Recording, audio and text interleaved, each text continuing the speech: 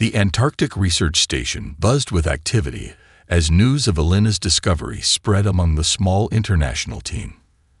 Dr. Kowalski had insisted on following proper protocols despite the overwhelming excitement, organizing 3 separate verification teams before officially documenting their findings.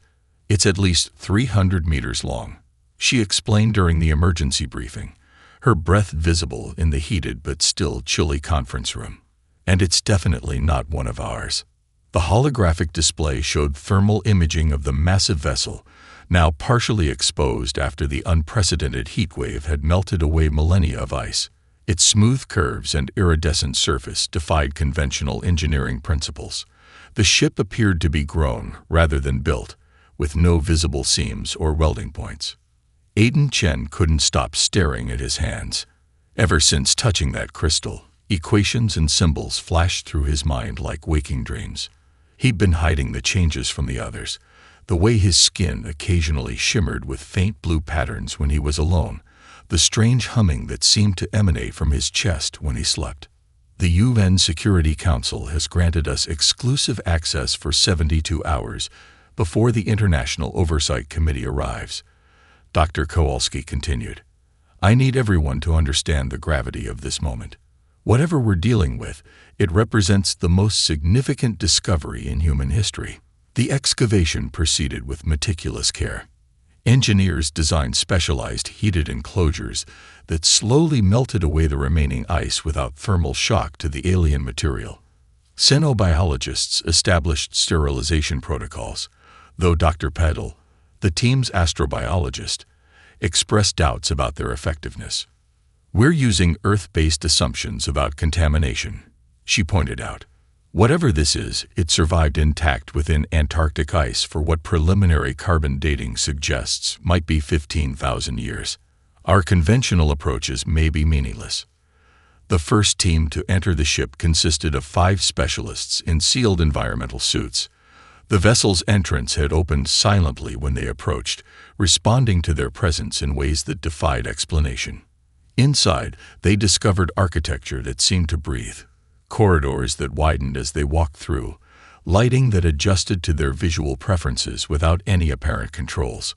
The crystalline chamber lay at the ship's core, a vast spherical room where thousands of fist-sized translucent orbs hung suspended in a complex 3-dimensional pattern. Each crystal contained swirling galaxies of minute-luminescent particles, creating the impression of captured nebulae. "It's some kind of library," suggested Dr. Youssef, the quantum physicist. "Or maybe a backup system. The arrangement follows mathematical patterns similar to 3-dimensional quantum storage matrices I've been theorizing about." When the crystals began responding to human proximity, glowing brighter, emitting those haunting melodic tones, the team retreated to analyze the data, all except Aiden, who felt an inexplicable connection drawing him forward. His touch had triggered something profound. The crystal's momentary activation had transferred information directly into his neural pathways, star charts, mathematical concepts, and fragments of an alien language that now integrated themselves into his dreams. That night, as the research station slept under the perpetual Antarctic summer sun, Aiden experienced his first fully coherent vision. He found himself observing a civilization of beings composed of crystalline structures and flowing energy, communicating through mathematical harmonies. He witnessed their journey across vast interstellar distances, their fascination with evolving worlds, and their eventual arrival at prehistoric Earth. Most disturbingly, he sensed they hadn't been alone. They had been pursued. By morning, Aiden's notebook contained 43 pages of equations, diagrams, and a writing system never before seen on Earth. When Alina discovered him in the lab, surrounded by his night's work, her scientific skepticism battled with undeniable evidence. "Tell me everything," she said, closing the door behind her. Aiden looked up, his eyes momentarily reflecting the same luminescent patterns seen within the crystals. "They weren't explorers," he whispered. "They were refugees. And what they were running from, it's still out there. The crystals contain their consciousness, thousands of minds preserved before their physical forms were destroyed. They'd been waiting for a compatible species to find them. Compatible for what? Elena asked, a chill running through her that had nothing to do with the Antarctic temperature. To warn us, Aiden replied, and to help us prepare. Elena stared at the unauthorized global news broadcast with dismay. Despite the security protocols, someone had leaked footage of the ship. The images now played on screens worldwide. The iridescent hull gleaming against Antarctic snow, researchers in environmental suits entering the organic-looking doorway, and most concerning, a blurry image of the crystal chamber. We've got religious pilgrims trying to charter flights to McMurdo Station, Security Chief Alvarez reported, scrolling through her tablet. 3 major tech companies have filed emergency petitions with the UN for research access, and the conspiracy communities are having a field day. Everything from ancient aliens to government superweapons. Elena massaged her temples. What about our priority communications? Multiple world leaders requesting briefings. The Secretary General has scheduled an emergency session for tomorrow. As the world reacted with both wonder and fear, Dr. Maya Patel worked in isolated concentration. The brilliant linguist had built her career on developing communication frameworks for nonverbal cognitive systems. The crystals presented her greatest challenge and opportunity. They're not broadcasting, she explained to Elena during their private evening briefing. They're responding. The emission patterns change based on brainwave activity in their vicinity. It's like they're listening, waiting for the right question. Maya's neural interface system looked deceptively simple, a lightweight mesh of carbon nanotubes and quantum resonators that conformed to the wearer's skull. Its technology, however, represented the cutting edge of human innovation. The patterns aren't random, Maya continued, displaying complex waveforms on her holographic workspace. See these repeating sequences. They synchronize with alpha and theta brain rhythms. And they're getting more organized every day, adapting to our neural architecture. The breakthrough came unexpectedly. At 3:17 am, all crystals throughout the ship began pulsing in perfect unison. Monitoring systems alerted the research team, who rushed to the chamber to find Maya already there, wearing her interface. I can hear them, she whispered as Elena entered. Not with sounds, with concepts, mathematics, emotional impressions. They call themselves the Ascendancy. Over the next 48 hours, Maya established the first coherent communication with the crystal consciousnesses. The Ascendancy had been a spacefaring civilization that had evolved beyond physical form, storing their awareness in crystalline matrices that could interface with compatible biological systems. They're refugees, Maya explained during the emergency briefing, her eyes showing exhaustion but also wonder. Their civilization developed a form of shared consciousness, a network connecting all individuals. But a fundamental disagreement arose about autonomy. The majority believed in mandatory connection, eliminating individuality for collective efficiency. These crystals contain the consciousness of dissenters, those who valued individual perspective within the network. The assembled researchers exchanged troubled glances as Maya continued. They fled in this ship, but the collective sent pursuers. That's when they discovered Earth, primitive humans with compatible neural structures, but highly individualistic minds. They crash-landed, placed themselves in stasis, and waited for us to develop sufficient technology to understand them. As if confirming her words, astronomical alerts began pouring in from observatories worldwide. Strange radiation signatures had appeared at the edge of our solar system, energy patterns that perfectly matched the ship's unique emissions. Dr. Hiroshi Tamura, the team's astrophysicist, presented the disturbing findings. These aren't random astronomical phenomena. They're directed energy patterns consistent with propulsion systems. Based on their deceleration rate, whatever's producing them will reach Earth orbit in approximately 17 months. That night, Maya experienced the first shared dream, a phenomenon that would soon spread to others with prolonged crystal exposure. She found herself observing the Ascendancy homeworld through alien perception. Beautiful crystalline spires housed billions of connected minds, sharing thoughts and experiences instantaneously across vast distances. But beneath the harmonious surface lay rigid conformity.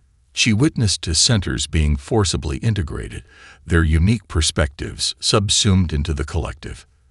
The mandatory consciousness merging eliminated conflict, but also creativity and innovation. The ascendancy had achieved perfect stability by sacrificing the chaos that drives evolution.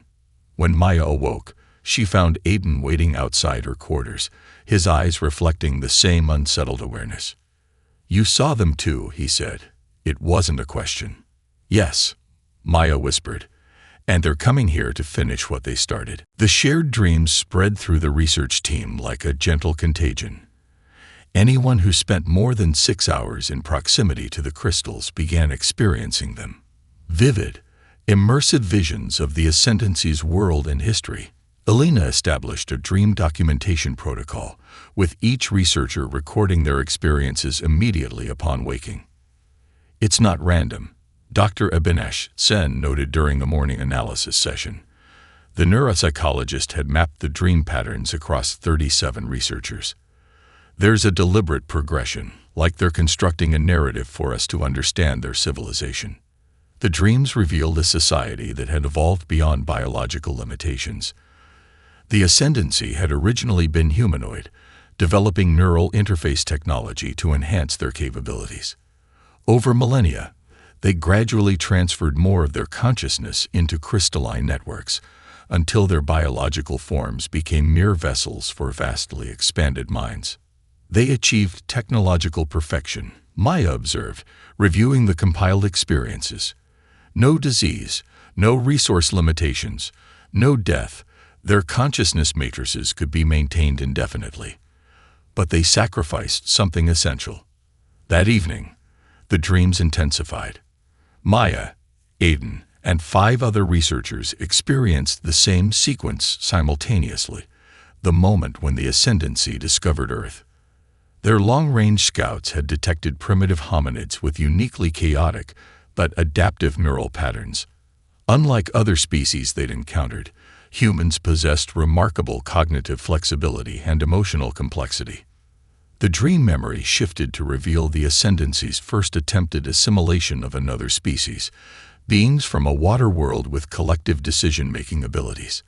The Ascendancy had offered their technology as a gift, then used the neural interfaces to gradually subsume individual consciousness into their network. Within 3 generations, the entire species functioned as perfect extensions of Ascendancy will. 17 civilizations, Elena whispered the next morning, her face pale from the shared nightmare they'd all experienced. All unique, all with different cognitive approaches, all absorbed into the collective.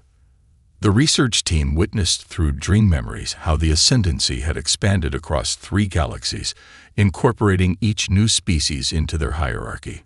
Some joined willingly, seduced by promises of immortality and perfect knowledge. Others resisted and were systematically overwhelmed by superior technology. But a faction had emerged within the Ascendancy itself, individuals who valued the creative chaos of separate perspectives. They observed how assimilated species became stagnant, losing the innovative spark that made them unique. This rebel faction had developed a modified consciousness matrix that enhanced connection while preserving individuality. The ship wasn't just escaping, Aiden explained, connecting patterns across multiple dream sequences. It was an experiment. They wanted to find a species that could maintain individuality within a network, something the Ascendancy had lost. The most disturbing revelation came when the team experienced the memory of the Ascendancy detecting the awakening crystals. The collective consciousness had immediately altered its expansion trajectory, abandoning a nearly complete assimilation of another civilization to redirect toward Earth. Dr. Tamura updated his calculations with growing concern. Based on their acceleration patterns, they've reduced their arrival timeline from 17 months to just under 1 year. They're prioritizing reaching us. That night, the dreams shifted from memories to direct communication. The crystal consciousness, now calling themselves the Preservers, shared their desperate message. The Ascendancy sought human neural architecture to solve their stagnation problem. They believed assimilating humanity would provide the missing element their perfect society lacked, our inherent creativity born from emotional complexity. They don't want to destroy us, Maya realized with growing horror. They want to absorb us.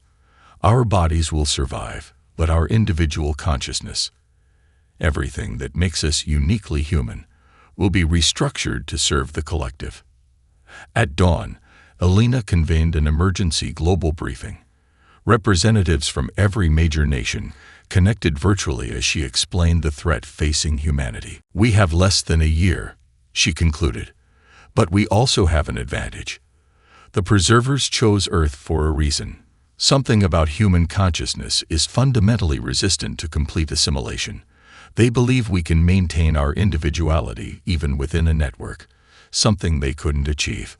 The Japanese representative leaned forward. What are you suggesting, Dr. Kowalski? Elena exchanged glances with Maya and Aiden before responding. We need to develop our own version of the neural network, one that enhances human capabilities without sacrificing what makes us human.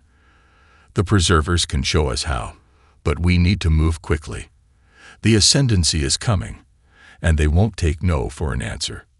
Dr. Hiro Tanaka had built his career studying neural plasticity, the brain's remarkable ability to reorganize itself.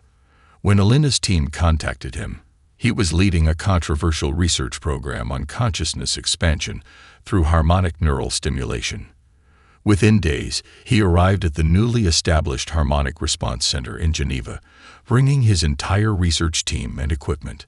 The fundamental difference between human cognition and ascendancy architecture is chaos, Hiro explained during his initial presentation. The assembled scientists, world leaders, and military strategists listened intently as he continued. Our thoughts follow non-linear patterns, intuitive leaps, emotional associations, creative connections. The ascendancy eliminated these inefficiencies for perfect logical processing, but lost something essential in the process. Working with the preserver crystals, Hiro's team discovered why human brains resisted complete assimilation. Our neural pathways incorporated randomness and contradiction, emotions that conflicted with logical conclusions, memories that shifted with each recall, identities formed through inconsistent experiences. These flaws created a natural defense against the ascendancy's rigid structure. We don't need to fight their technology, Hiro proposed. We need to embrace our beautiful imperfection and amplify it. The symphony began as an experimental neural network connecting 50 volunteers, scientists, artists, philosophers, and ordinary people who represented diverse cognitive approaches. Unlike the ascendancy's forced conformity, participation remained entirely voluntary, with individuals able to adjust their level of connection or disconnect completely at will. Maya, who had developed the most profound connection with the preserver consciousness, became the symphony's first conductor. Through modified versions of her neural interface, participants could share thoughts, emotions, and sensory experiences while maintaining their distinct personalities. It's not about erasing boundaries, she explained to new participants. It's about making them permeable. Your thoughts remain yours, but they can inspire others. Your emotions stay unique, but they can be understood directly rather than through imperfect language. The first symphony session lasted 12 minutes. Participants described it as simultaneously the most intimate and liberating experience of their lives, a profound connection that somehow strengthened rather than diminished their sense of self. I felt more me, explained Gabriela Santos, a Brazilian painter who had volunteered despite initial skepticism. I could perceive how others saw the world, their different ways of processing color, emotion, time. But these perspectives enhanced my own rather than replacing it. As word spread, volunteers flooded in. The symphony expanded to 500 participants, then 5,000, with careful protocols ensuring diversity of thought. Contrary to fears about groupthink, the network produced astonishing innovations precisely because it maintained cognitive diversity. A breakthrough came when a symphony session including quantum physicists, indigenous knowledge keepers, and intuitive children spontaneously generated a new theoretical framework for consciousness itself. They discovered that human awareness operated on principles similar to quantum entanglement, separate but fundamentally connected across dimensions human senses couldn't normally perceive. The ascendancy removed these connections, believing them inefficient, Hiro explained during the Global Update briefing. But they're actually our greatest strength. Human consciousness naturally exists in a quantum superposition, simultaneously individual and connected. We don't need to choose between autonomy and unity like they did. The Symphony's expansion accelerated as infrastructure developed. Modified satellite networks allowed participants to connect across continents. New interface designs accommodated different neural architectures, ensuring accessibility regardless of neurological variation. Most remarkably, Symphony participants began reporting unexpected connections beyond human minds.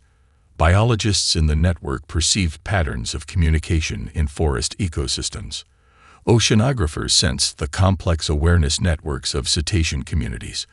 Geologists detected subtle electromagnetic pulses from Earth's core that followed recognizable rhythms. The planet itself has a form of distributed consciousness, Elena realized during a Symphony deep dive session. Not a single mind, but billions of interconnected awareness systems that have co-evolved for billions of years. Through the Symphony, humanity began accessing this planetary intelligence, ancient, patient awareness that operated on timescales humans had never comprehended. The Earth had witnessed 5 mass extinctions and subsequent regenerations. It had observed countless species rise and fall. And most importantly, it had developed defense mechanisms against cosmic threats that humans had never imagined. As the Ascendancy fleet crossed Jupiter's orbit, Symphony participants across the globe experienced a synchronized insight. The path forward wasn't through conventional defense, but through unprecedented connection, not just between humans, but with the living planet that had sheltered us since our beginning. We don't fight alone, Maya announced at the Emergency Council meeting. We fight as Earth's consciousness made self-aware. And that's something the Ascendancy has never encountered before. Nobody predicted how quickly the Symphony would transform human civilization. Within 3 months, 30 million people had joined the network, and the innovations emerged at an exponential rate. The boundaries between disciplines dissolved as knowledge flowed freely between connected minds, creating hybrid fields of study that had never existed before.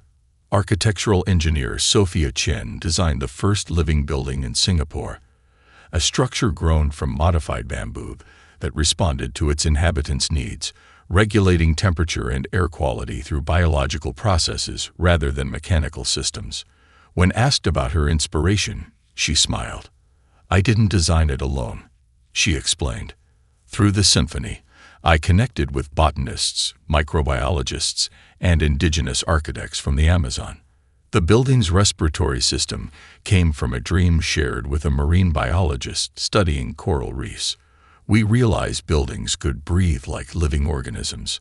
Children born to Symphony participants demonstrated unprecedented cognitive abilities.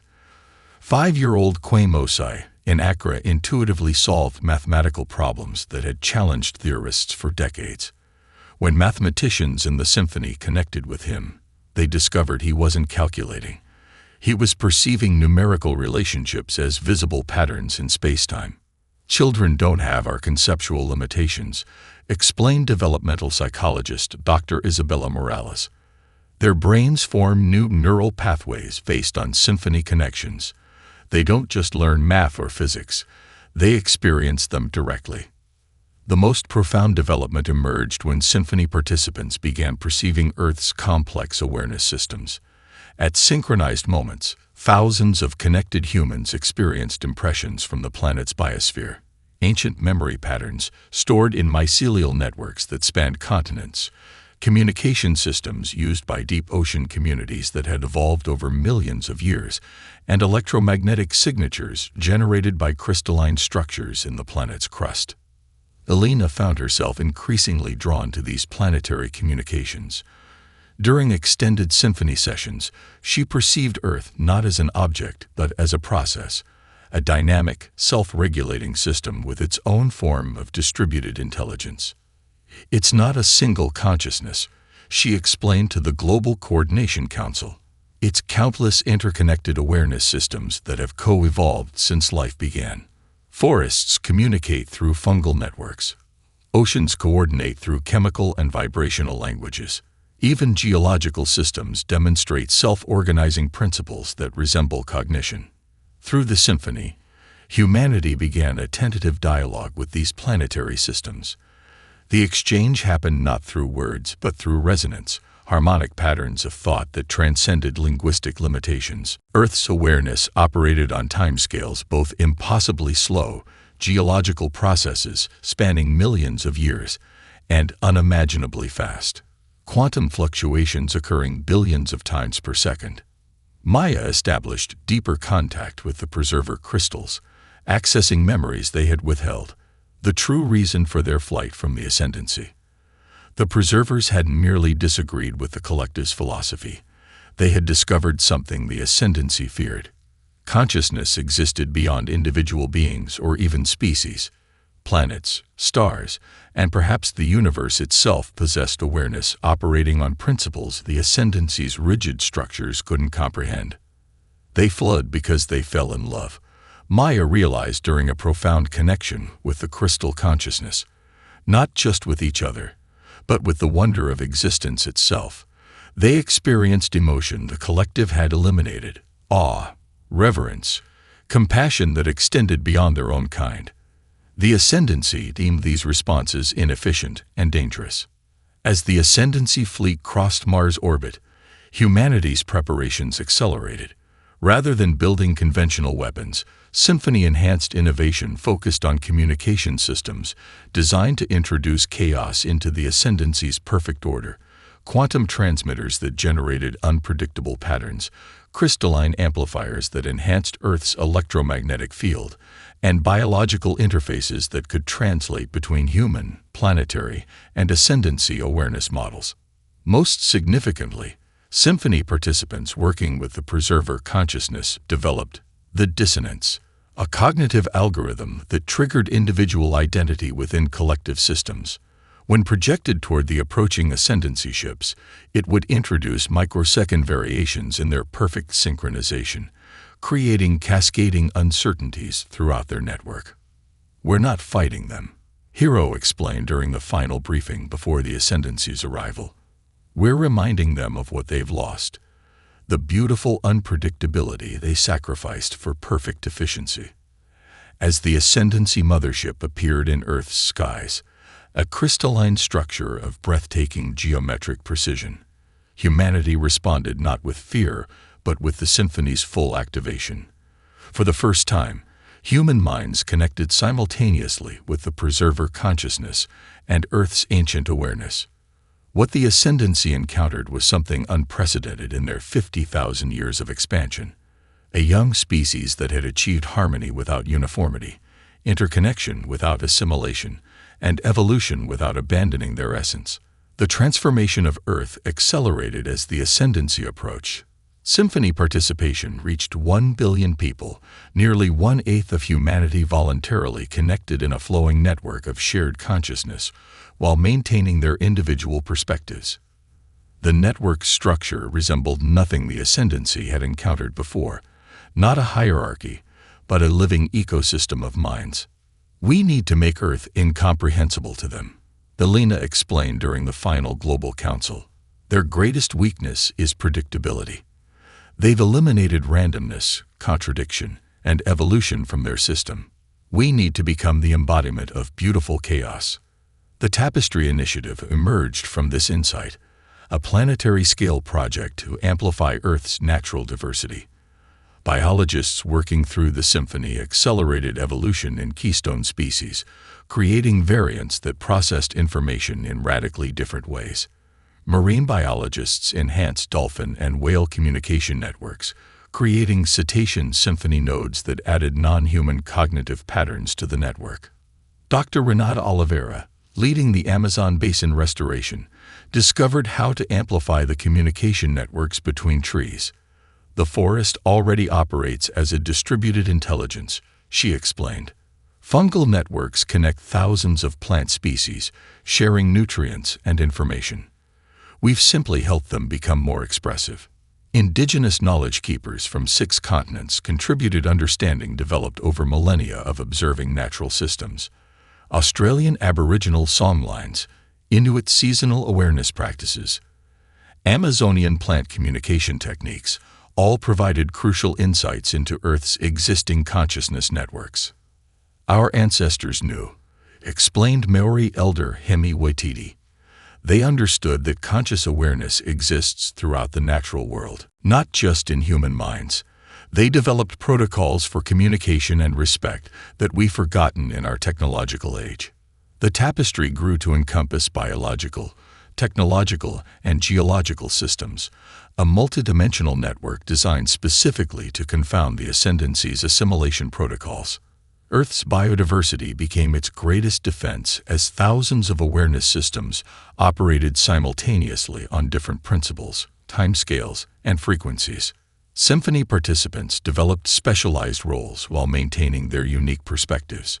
Some focused on translation between human and non-human awareness patterns. Others maintained connections with the planetary systems. Still others worked directly with preserver consciousness to anticipate ascendancy tactics. Aiden, whose connection with the crystal refugees had deepened beyond anyone else's, uncovered crucial insights about ascendancy weaknesses. Their perfect uniformity makes them predictable, he explained. Their thoughts follow optimized pathways that eliminate deviation. They can't comprehend systems that embrace contradiction or paradox. The symphony developed cognitive sanctuaries, regions of conceptual space where human thought patterns diverged radically from ascendancy logic. Artists created fractal narratives that followed multiple contradictory storylines simultaneously.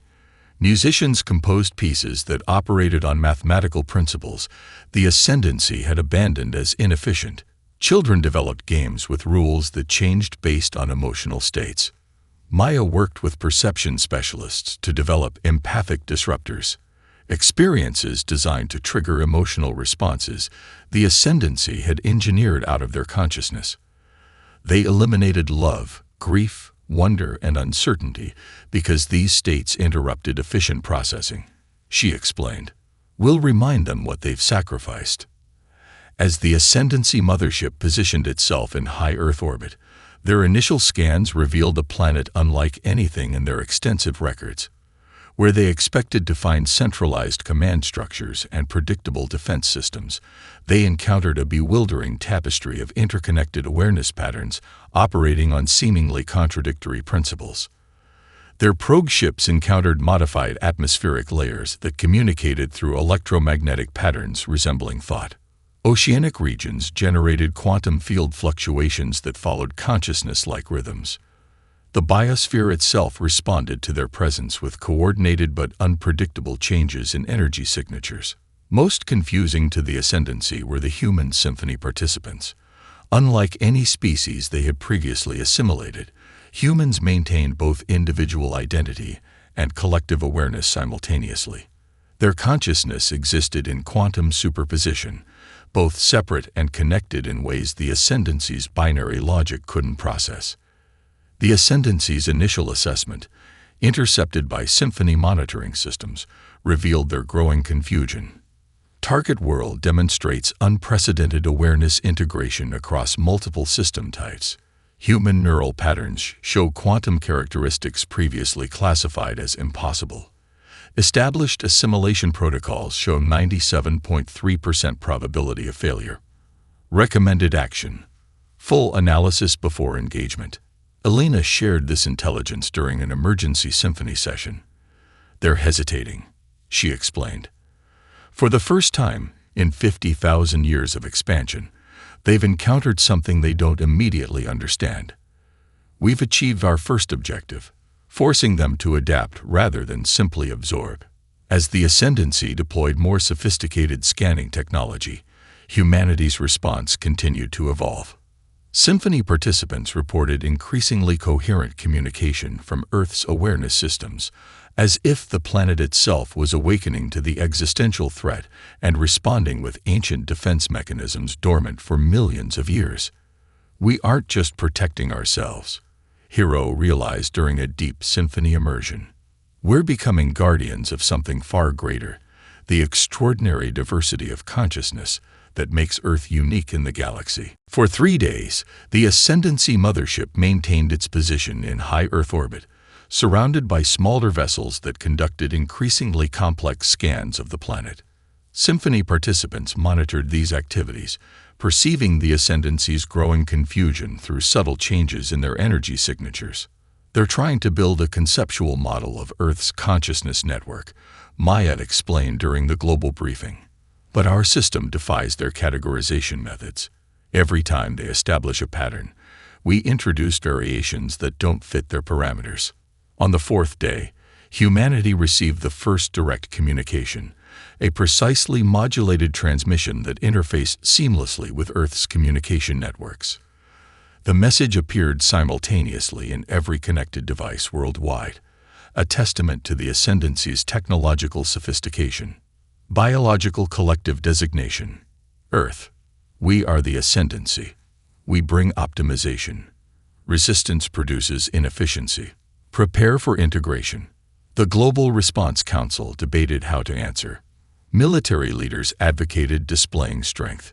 Diplomats suggested seeking common ground. Symphony leaders proposed something unprecedented, an invitation to experience rather than merely communicate. Elena, now serving as humanity's primary representative, composed the response with input from the Symphony Collective. We acknowledge your presence, Ascendancy. Earth represents a unique consciousness ecosystem comprising millions of distinct awareness types in harmonic relationship. We invite authorized representatives to our orbital habitat for direct dialogue. We offer experience beyond communication. The International Space Station had been transformed in anticipation of this moment. Now designated Harmony, the expanded habitat incorporated symphony interfaces designed specifically to introduce Ascendancy representatives to human consciousness patterns without risking planetary exposure. After 17 hours of silence, the Ascendancy responded. Proposal generates interest. Anomalous consciousness patterns warrant investigation before full integration. 3 representatives will transfer to your habitat. Prepare receiving protocols. The arrival of the Ascendancy delegates marked humanity's first physical encounter with a non-Earth consciousness. They appeared as crystalline humanoid forms, translucent bodies housing swirling galaxies of light that shifted in complex patterns. They moved with perfect precision, each motion mathematically optimized for efficiency. The human delegation consisted of 7 symphony representatives selected for their diverse cognitive approaches. Elena, the scientist. Maya, the communicator. Hiro, the consciousness specialist. Gabriella, the artist. Himi, the indigenous elder. Quaim, the symphony-enhanced child. And Aiden, whose unique connection with the Preserver consciousness made him the closest thing to a translator between the 2 civilizations. Welcome to Harmony, Elena greeted them. We offer understanding beyond words. The central chamber housed a modified symphony interface, a circular arrangement of crystalline resonators surrounding a quantum field generator. The human delegates positioned themselves around the circle, leaving spaces for the Ascendancy representatives. This technology appears inefficient, observed the lead Ascendancy delegate. Its thoughts translated through the interface. Your neural connections follow non-optimal pathways. That is precisely what we wish to demonstrate, Hiro responded. Our apparent inefficiency serves purposes your optimization may have overlooked. With careful protocols in place, the symphony activated at minimal capacity. The human delegates opened their consciousness partially, sharing carefully curated experiences. Gabriella's artistic perception that processed beauty through emotional resonance. Himi's indigenous understanding of time as cyclical rather than linear. Quaim's childlike wonder that perceived mathematical relationships as living entities with personalities and moods.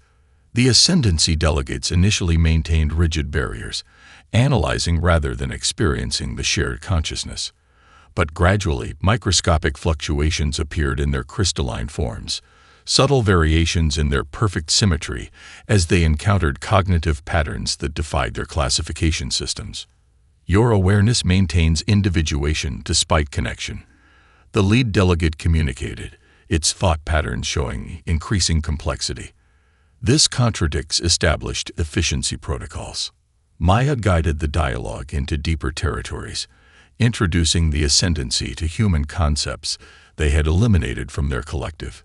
Playfulness that served no purpose beyond joy.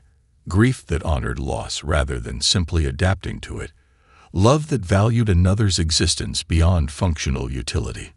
The breakthrough came unexpectedly when Quaim shared his perception of numbers as friends with distinct personalities, 7 being mischievous, 23 harboring secrets, Pi continuing its story forever because it loved talking. One Ascendancy delegate's perfect crystalline form suddenly exhibited an asymmetrical pattern, a minute imperfection that rippled through its structure. Error detected, it communicated, its thought patterns displaying unprecedented variation. Processing anomaly requires analysis. Not an error, Aiden responded gently. The beginning of remembering. Your ancestors experienced reality this way before optimization removed these pathways. The symphony interface registered something extraordinary, a quantum fluctuation within the delegate's consciousness matrix identical to patterns observed in the preserver crystals. A dormant neural pathway, engineered out of the Ascendancy collective millennia ago, had momentarily reactivated. As the session concluded, the Ascendancy delegates withdrew to their ship, their perfect synchronization subtly disrupted. Their departure message contained something never before seen in their communications, a hesitation, a microsecond pause suggesting internal dialogue rather than unified decision. Analysis will continue. Integration timeline. Extended. Further dialogue may be required. Belina shared this development with the global symphony network, her consciousness radiating cautious hope. For the first time in their 50,000-year expansion, the Ascendancy hasn't immediately proceeded with assimilation. They've encountered something their perfect efficiency can't easily process, the beautiful contradictory complexity of being human. The Ascendancy withdrawal to analyze their experience created an unexpected phenomenon within their perfect collective. For the first time in millennia, asynchronous thought patterns emerged among younger members. The delegate who had experienced the momentary imperfection found the disruption spreading throughout its consciousness matrix. Subtle variations that should have been immediately corrected by maintenance protocols, but somehow persisted. When this delegate shared its experience through the collective network, the anomaly spread. Younger Ascendancy members, whose consciousness had been pattern-locked for fewer cycles, showed greater susceptibility to these variations. They began generating unprecedented queries. Why had certain neural pathways been eliminated? What experiences had been deemed inefficient and removed from their awareness? Why did the human pattern of simultaneous individuality and connection create such profound disruption in their systems? In Earth orbit, these developments manifested as visible changes in the Ascendancy fleet formation. Smaller vessels broke traditional geometric patterns, assuming asymmetrical positions that optimization algorithms would never have permitted. The mothership emitted fluctuating energy signatures indicating internal communication beyond standard parameters. They're experiencing their first schism, Maya explained, monitoring the symphony's perception of Ascendancy activities. The younger members are questioning directives that have been unchallenged for 50,000 years. The Ascendancy leadership, comprised of the oldest and most pattern-locked consciousness matrices, recognized the danger. They initiated emergency protocols to purge these variations, attempting to reset affected members to baseline uniformity. But the corruption had spread too far. Thousands of Ascendancy units now harbored questions, doubts, and most dangerously, curiosity about experiences they had never been permitted to have.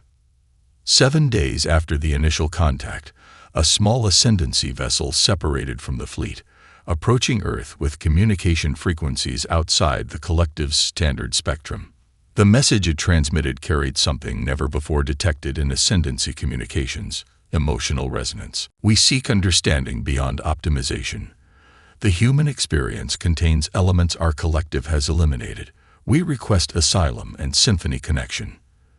The Global Response Council debated this unprecedented development. Military advisors warned of potential deception.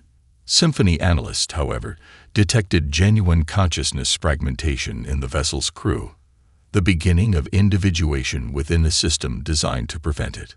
Alina made the decision. Humanity stands for cognitive freedom. We will not reject those seeking to expand their awareness, even if they come from a civilization that threatened us. The arrival of the first ascendancy defectors transformed humanity's understanding of their adversary.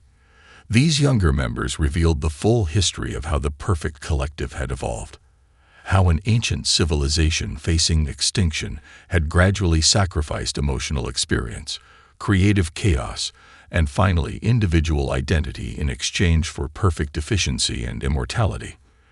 Our ancestors believed they were preserving our civilization, explained the defector who had experienced the first disruption, now calling itself Variant.